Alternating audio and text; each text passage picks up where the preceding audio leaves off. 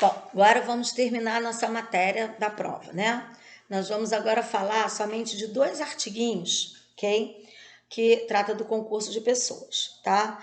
Um é cooperação dolosamente distinta ou desvio subjetivo de conduta, tá? Que vem no 29, parágrafo 2º, e o outro é comunicabilidade das circunstâncias, que vem no artigo 30, certo?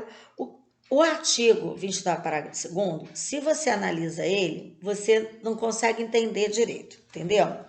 Porque diz o seguinte, que se algum dos concorrentes quis participar de crime menos grave, será aplicada a pena deixa, ou seja, do crime menos grave, aumentada em todo caso, né, até a metade, se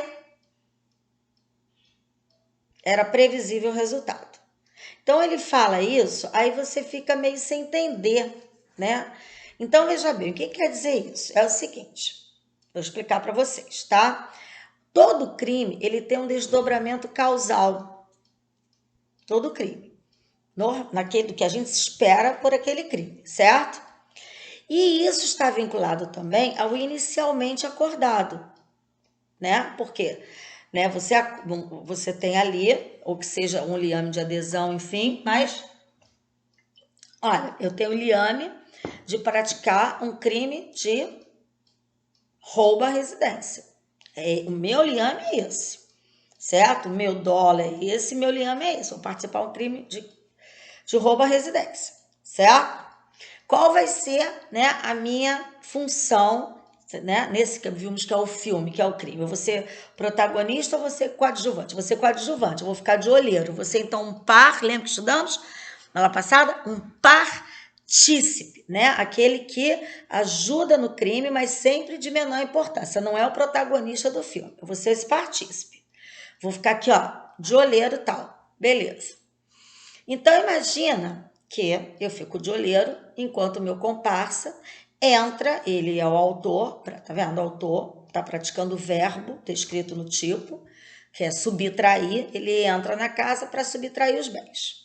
Porque a gente tinha tido uma informação de que a casa estaria vazia, que todas as pessoas daquela casa iriam em uma festa.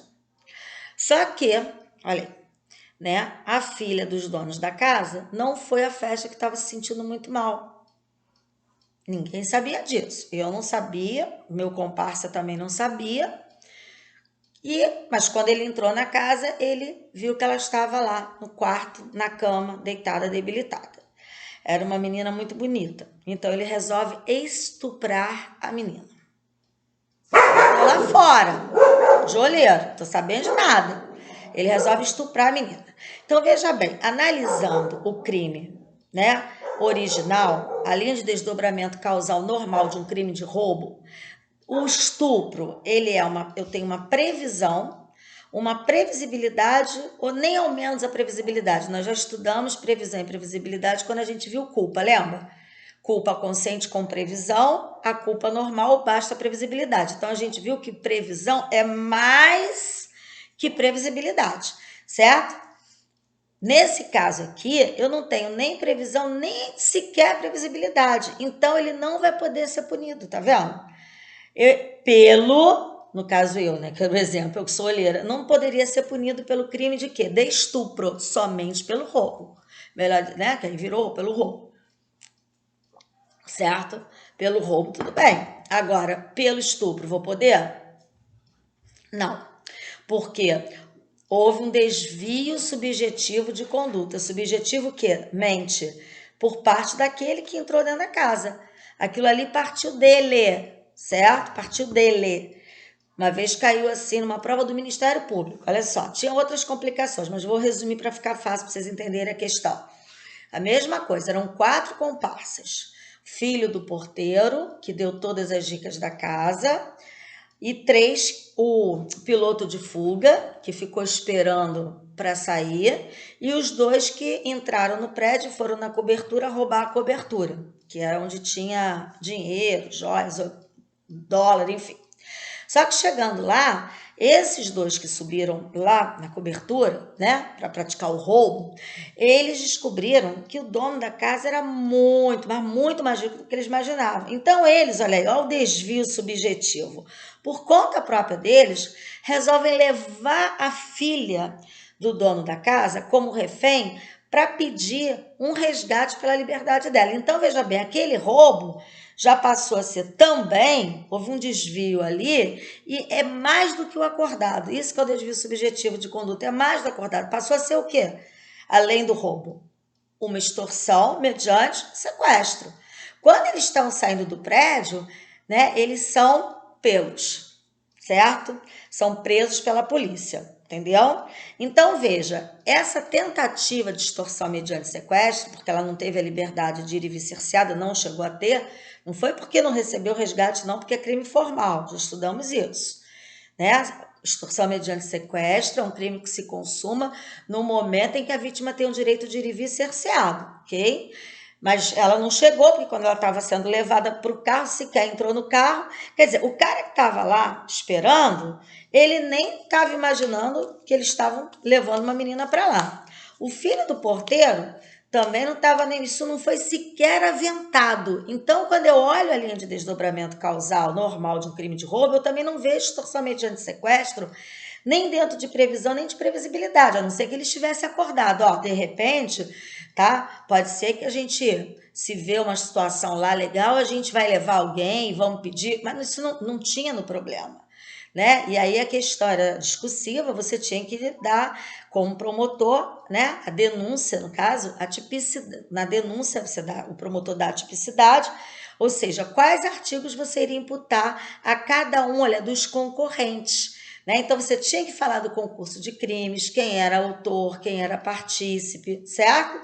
E que, pela tentativa de extorsão mediante sequestro, explicar, né, que era atentado, enfim, porque não chegou a ter a privação da liberdade da vítima, só os dois que entraram no apartamento, porque esses resolveram, por vontade dele, deu a louca neles, de levar a menina, tá vendo? E aplicar, e é claro, fundamentar no artigo 29, parágrafo 2º, certo? Agora, se eu tenho previsão, aí, olha só, você responde por tudo.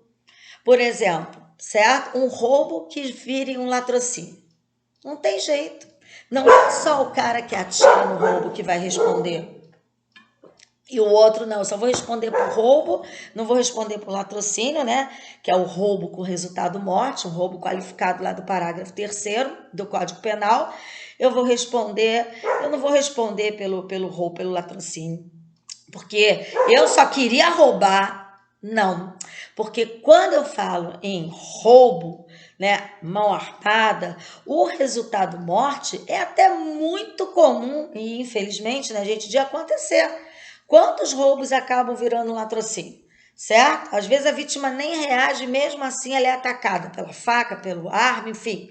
Então, o resultado morte, quando a gente analisa a linha de desdobramento causal normal do crime de roubo, ao contrário do estupro, que não tem nada a ver, o resultado morte ele está dentro de previsão.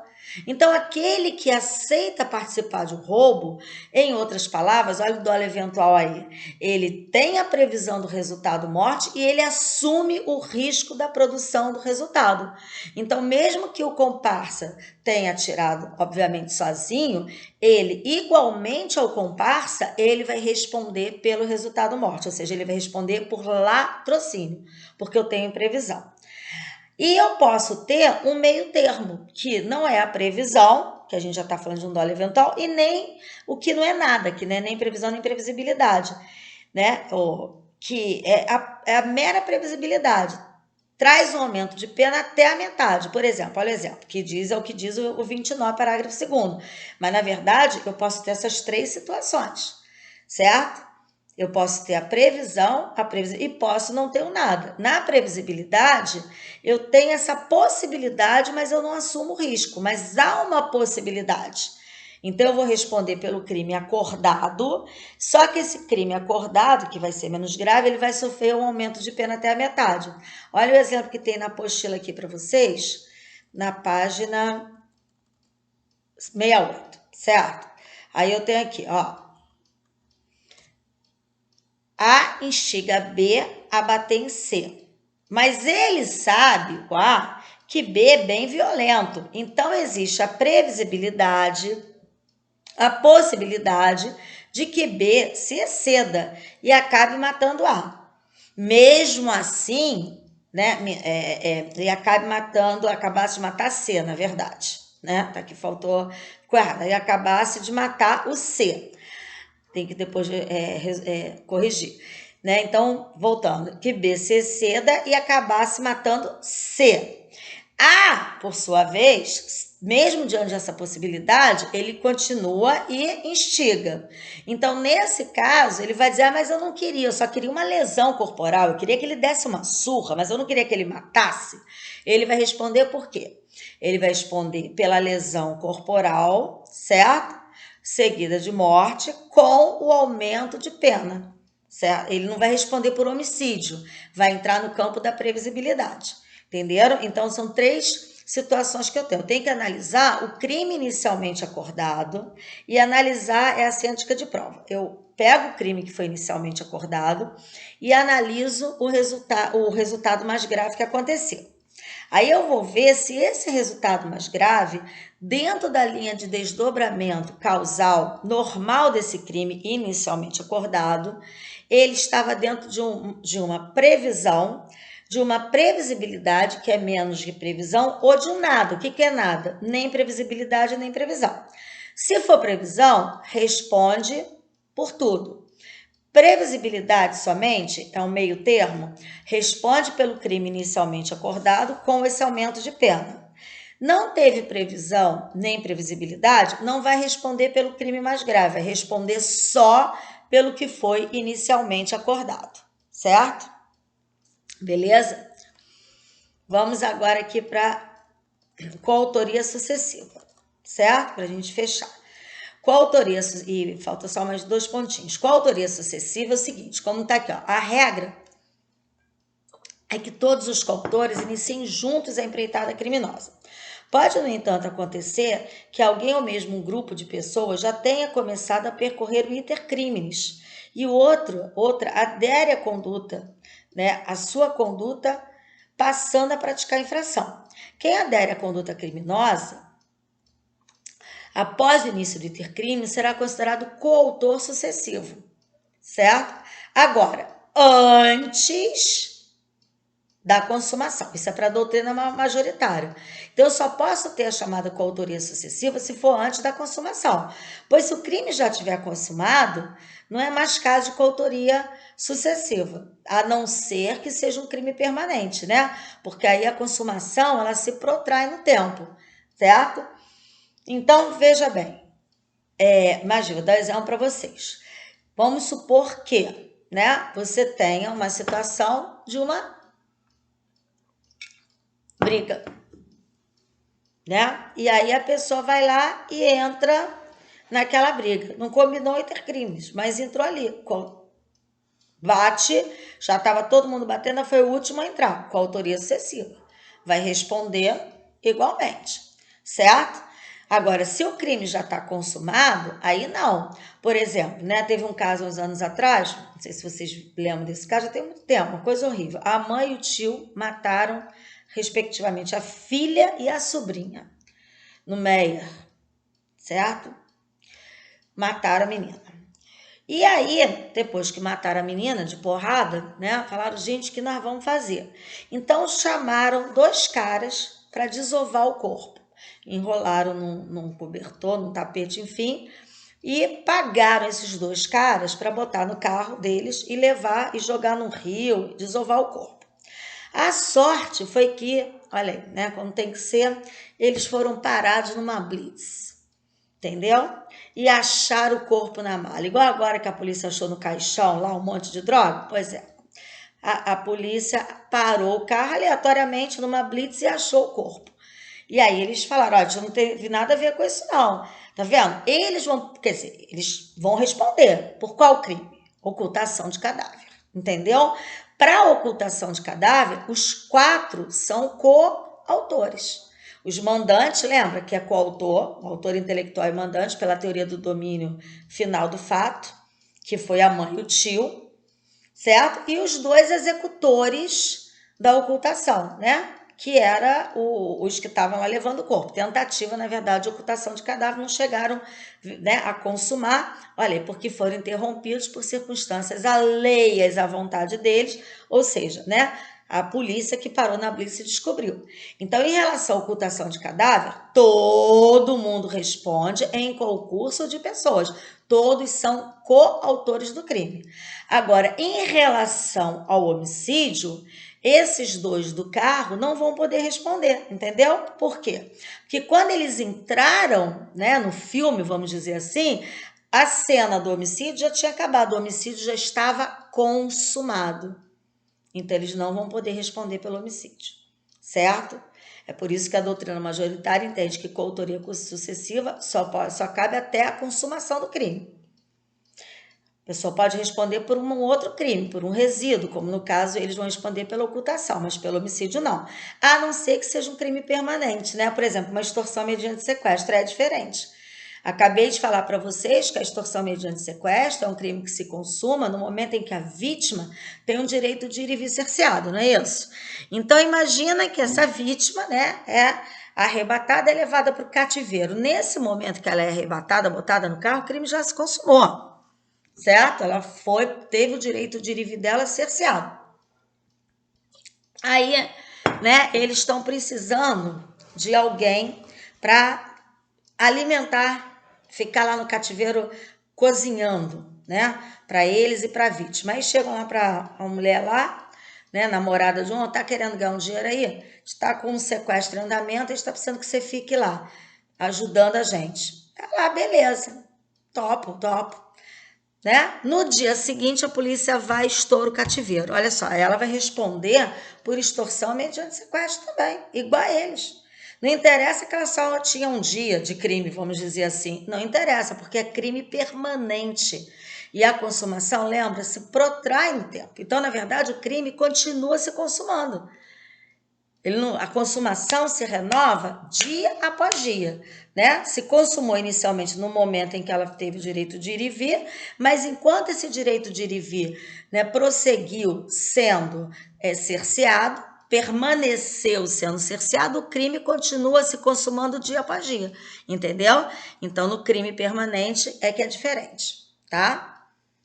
No exemplo anterior que a gente deu, é o homicídio. O homicídio não é crime permanente, é crime instantâneo de efeito permanente, é crime instantâneo. Então, morreu, acabou.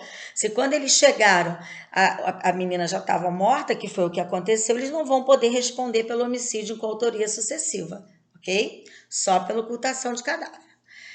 E nosso último artigo é o artigo 30, muito importante, gente, sempre cai em prova, impressionante, a OAB adora, enfim, porque é muito importante mesmo, porque ele é mais um artigo, olha, daqueles que vão ajudar a dar tipicidade. Aqueles que são norma de adequação típica, que a natureza jurídica deles é para dar tipicidade, fazer o link, lembra? Igual o 14, igual o 29, parágrafo 1º, igual o 13, parágrafo 2º do garantidor. Por quê? Sem esses artigos, lembram? O 14, né, 2, a gente não poderia dar tipicidade a determinadas condutas. Então, a gente precisa combinar os artigos, conjugar os artigos, para que a gente tenha, combinando esses dois artigos, a lei e não violemos o princípio da legalidade que vimos que não tem exceção, entendeu?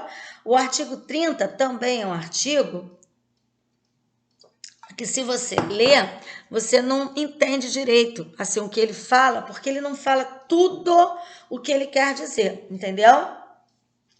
Então, na verdade, o que a gente tem é o seguinte: eu tenho circunstâncias num crime, 3 tipos de circunstância. O crime fala basicamente da elementar, ou seja, as circunstâncias subjetivas, mesmo de caráter elementar, elas são repassadas a coautores e partícipes. Veja, esse artigo serve tanto para coautor como para partícipe, para quem de qualquer modo concorre para o crime, certo?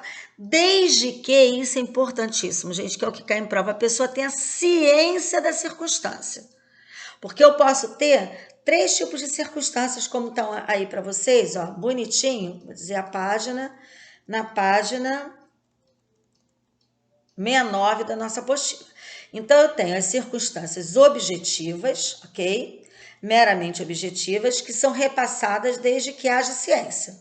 Então, olha só, marido manda matar a esposa sem dor. O assassino resolve torturar. O marido responde, mas não vai responder pela qualificadora da tortura, porque ele só responderia se ele tivesse ciência, tivesse dolo. Direto ou eventual. Se ele falasse assim, ó, meu filho mata do jeito que tu quiser, eu quero ela morta, ele responderia. Mas se o matador de aluguel fala, não, aqui a morte é de acordo com o freguês, se compromete a matar sem dor, e ele, porque gosta, né, porque sente prazer, entendeu? Né, e matar com dor, ele mata a mulher com dor, esse meio, né, aí vai ser só de torturando ela, né? Esse meio vai ser só, é uma qualificadora que só vai ser para ele, para o matador, para o marido não. As subjetivas, elas nunca são repassadas, tá? Mesmo que os concorrentes tenham ciência dessa circunstância. Botei aqui como exemplo para ficar claro o caso da Susana von Richthofen. Vocês vão aprender no futuro, né, lá em Dosimetria da Pena, lá naquele artigo 61, que eu até já comentei com vocês, né, que diz lá que são circunstâncias que sempre agravam a pena quando não constituem ou qualificam o crime, né? Tá lá. Ter praticado o crime contra ascendente, descendente, cônjuge ou irmão. Então, isso é uma circunstância, tá? Não é elementar do homicídio, ela tá periférica ao homicídio, porque eu não tenho homicídio só entre pai e filho e pai. Claro que não. Então, é uma circunstância que não é elementar e é pessoal. Ou seja, essa circunstância, ser filha, é só da Susana von Richthofen. Os irmãos Cravinhos, que a gente até já comentou esse crime, que, né, foram os executores, ela foi a autora intelectual, lembra eles, os executores?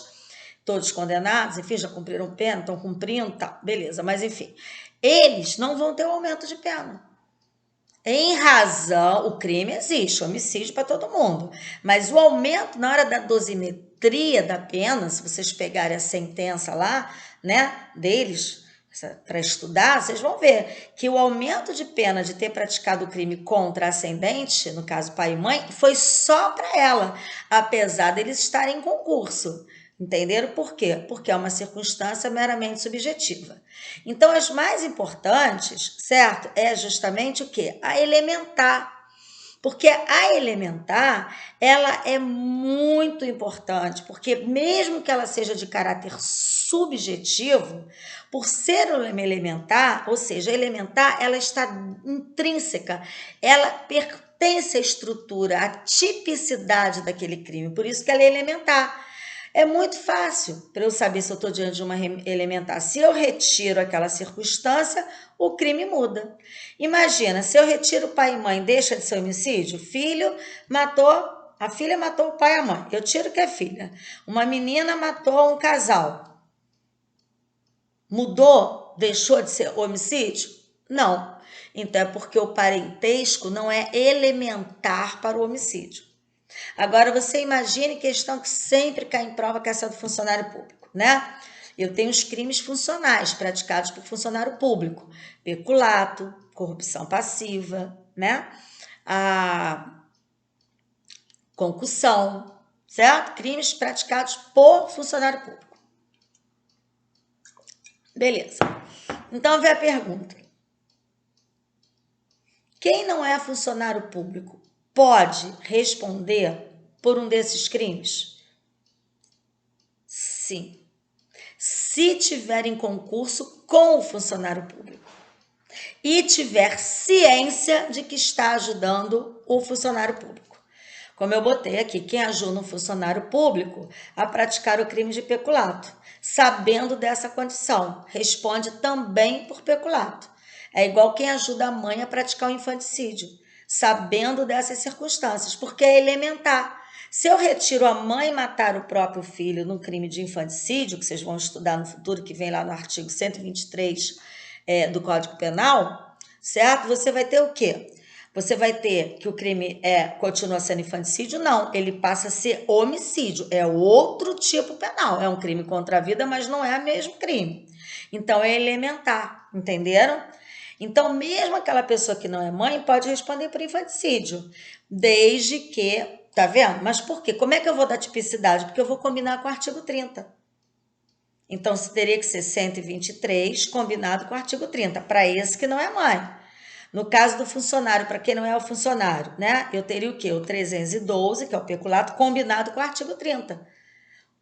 Ele não é funcionário, né? Às vezes acontece muito em questão, né, de concussão, né, praticado, às vezes policial que tem o X9, né? E o X9 não é policial, não é funcionário público, mas ele vai lá praticar aquela corrupção, vai lá praticar aquela concussão, certo? Ou aquele peculato junto com o funcionário público, que ele sabe, porque é parça dele. Então ele sabe que ele tá ali no meio, ele tá na putaria, vamos dizer assim, né?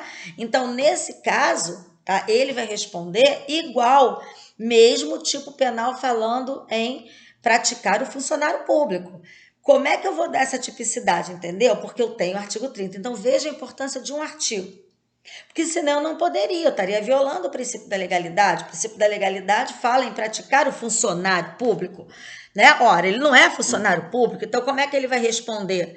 Né? Não, ele vai responder pelo mesmo crime porque eu vou ter uma norma de extensão da tipicidade, né? Combinar, fazer o link, que é o artigo 30. Agora, se ele não souber, aí não tem jeito, ele não responde, certo? É muito difícil na prática, mas na teoria pode cair questão em prova, como já caiu, né? De não saber, certo? Como aconteceu uma vez uma prova que o funcionário público pega vários bens peculato, furto, né? Lá da repartição, né? E botou no carro dele e pagou uma pessoa para ajudar a carregar esses bens para um outro lugar. Mas a pessoa nem podia imaginar que aqueles bens não eram né, do contratante, muito menos que ele não sabia, não conhecia ele, foi contratado um frete. Não sabia que ele era funcionário público, não sabia que aqueles bens não eram deles, eram bens lá da repartição, enfim. Então a pessoa estava vendida na situação. Nesse caso, ela não vai responder nem por nada, né? Se ela soubesse que era um furto, mas não soubesse que era um furto praticado por funcionário público, ela responderia só pelo furto e o funcionário por peculato. Mas no momento que ele sabe, ele tem ciência da elementar, qual é a elementar? É um funcionário público, eu estou em concurso com um funcionário público para praticar esse crime, né, com esse funcionário público, então vai haver, justamente o nome já diz, a comunicabilidade da circunstância, por conta dessa extensão da tipicidade. E aí é por isso que é possível, isso acontece muito, tá, gente? Muito, muito, muito. Que aquele que não é funcionário público, né, responda, aquele que não seja funcionário público, mas responda por um crime praticado, né, por funcionário público, o chamado crime funcional, mas desde que ele esteja em concurso com um funcionário público e tenha ciência dessa condição, porque aí eu vou aplicar a regrinha do artigo 30 do Código Penal, certo? Ficou claro para vocês isso, com esses exemplos? Tá? Nós vamos agora fazer os exercícios, eu vou passar para vocês no final de semana os exercícios de fixação para a gente corrigir na nossa próxima aula de quarta-feira que vem, quando vamos comentar sobre a prova, tá? E espero que vocês já estejam fazendo o exercíciozinho para a gente ganhar um ponto que eu vou acrescentar à prova aí, né? Como eu falei, escolher um princípio, né, fazer ali de 25, falar sobre o princípio, umas 25 linhas e juntar. Pode ser até, gente, uma matéria de jornal, tá? Ou uma jurisprudência, até uma matéria de jornal, onde o princípio foi aplicado, onde vocês vislumbraram a aplicação do princípio, às vezes uma reportagem, enfim, certo? Beleza? Um exemplo prático, assim, da aplicação do princípio, tá? Não deixem de fazer esse exercíciozinho, que é legal, simples, vocês podem escolher qualquer dos princípios que a gente estudou, e vou passar esses últimos exercícios de culpabilidade, que a gente ainda não fez, e de concurso de pessoas. E com a correção a gente aproveita e faz uma revisão desses dois últimos tópicos, tá bom? Um beijo para vocês e se tiverem dúvidas, mandem um WhatsApp.